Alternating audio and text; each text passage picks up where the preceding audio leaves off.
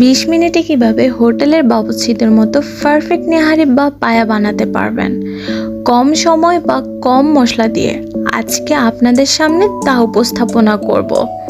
এই রেসিপিটি আমাদের অনেকের কাছে ভিন্ন ভিন্ন নামে পরিচিত। কেউর কাছে নলা এবং কেউর কাছে পায়া, আবার অনেকের কাছে নিহারি নামেও পরিচিত। সবাই ভাবছেন তো এত কম সময়ের মধ্যে কিভাবে নেহারি বানানো সম্ভব, মাত্র 20 মিনিট। তাহলে চলুন না দেখি কিভাবে আমি আজকে 20 মিনিটে নেহারি তৈরি করে দেখাই। নেহারি তৈরি করতে হবে কিন্তু গরুর বা খাসির পায়ের নিচের অংশ দিয়ে।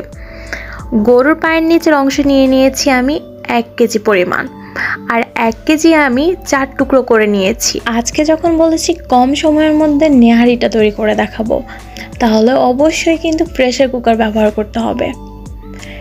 এখন আমি প্রেসার কুকারে দিয়ে দিয়েছি সবগুলো গরুর পা, দিয়েছি 2 কাপ পেঁয়াজ কুচি, আর দিয়ে দিয়েছি 3 টেবিল চামচ রসুন বাটা, দিয়ে দিব আমি 3 টেবিল চামচ আদা বাটা, আর দিয়ে দিব 3 টেবিল চামচ জিরা বাটা।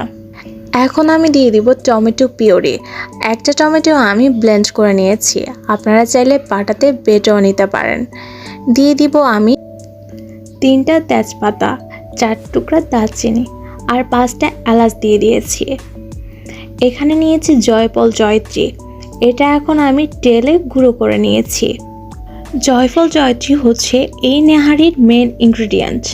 4টা আমি কাস্ত কাঁচামরিচ দিয়ে দিয়েছি, 1 চা চামচ হলুদ গুঁড়ো দিয়ে দিয়েছি, 2 চা চামচ মরিচ গুঁড়ো দিয়ে দিয়েছি, আর দিয়ে দিয়েছি 1 টেবিল চামচ গরম মশলা গুঁড়া। গরম মশলাটা আমি হালকা একটু টেলে নিয়ে নিয়েছি। আর দিয়ে দিয়েছি 1/2 চা চামচ ধনিয়া গুঁড়া, দিয়েছি পরিমাণ মতন আমি লবণ দিয়ে দিয়েছি, আর দিয়ে দিয়েছি আমি 2 রকম তেল। আজকে আমি সরিষার তেলও ব্যবহার করেছি, সয়াবিন তেলও ব্যবহার করেছি। তেলের পরিমাণ কিন্তু আপনাকে কম করে ব্যবহার করতে হবে, কারণ গরুর পায়েতে প্রচুর পরিমাণ চর্বি থাকে, তাই আমি তেলের পরিমাণটা কম করে ব্যবহার করেছি। আমি 1/2 কাপ সয়াবিন তেল ইউজ করেছি আর 1/2 কাপ সরিষার তেল ইউজ করেছি। খুব ভালো করে এখন নেড়ে চেড়ে ঢাকনাটা আমি লাগিয়ে দেব, আর চুলার মধ্যে দিয়ে দিব 20 মিনিটের জন্য। 20 মিনিটে আমার প্রেসার কুকারে গুনে গুনে 15টা ডাক দিবে, আর 20 মিনিট পরে দেখব আমার নিহারিটা একদম কমপ্লিট, আর পায়ের যে রগগুলো আছে ওইগুলা একদম তুলার মতো নরম হয়েছে। কতটা সফট হয়েছে তা আপনারা না দেখলে বুঝবেন না। আপনারা যদি এটা নর্মালভাবে রান্না করতে চান তাহলে কিন্তু 4 থেকে 5 ঘন্টা খুব ভালো করে জাল দিতে হবে।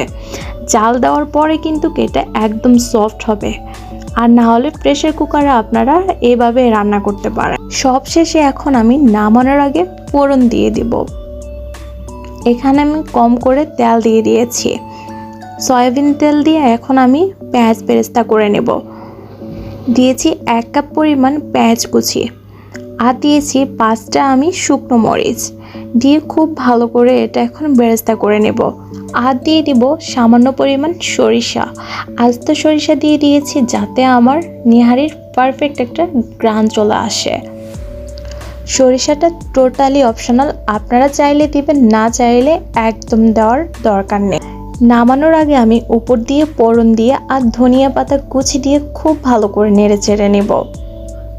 এই নিহারিটা আপনারা যে কোনো রুটি দিয়ে খেতে পারেন, সকালের নাস্তা বা বিকালের নাস্তাতে এই আইটেমটি রাখতে পারেন। আমার সেম প্রসেস যদি ফলো করে বাসায় ট্রাই করেন তাহলে বুঝবেন যে হোটেলের সাথে কতটা হুবহুব মিলে গিয়েছে। তো আমি যতটা পেরেছি আপনাদের সুবিধার্থে ততটা সহজ করে আজকের রেসিপিটি তৈরি করেছি। সব শেষে সুন্দর করে পরিবেশন করার জন্য আমি উপর দিয়ে কিছু ধনিয়া পাতা কুচি আর আদা কুচি দিয়ে দেব। আর আদা কুচি যখনই খেতে আপনার দাঁতের নিচে পড়বে তখন অন্যরকম একটা টেস্ট আনবে। আমার রান্না যদি আপনাদের কাছে ভালো লাগে তাহলে অবশ্যই লাইক কমেন্ট শেয়ার করবেন, আর আমার চ্যানেলটি সাবস্ক্রাইব করে অবশ্যই পাশে থাকবেন। আজকের জন্য আল্লাহ হাফেজ।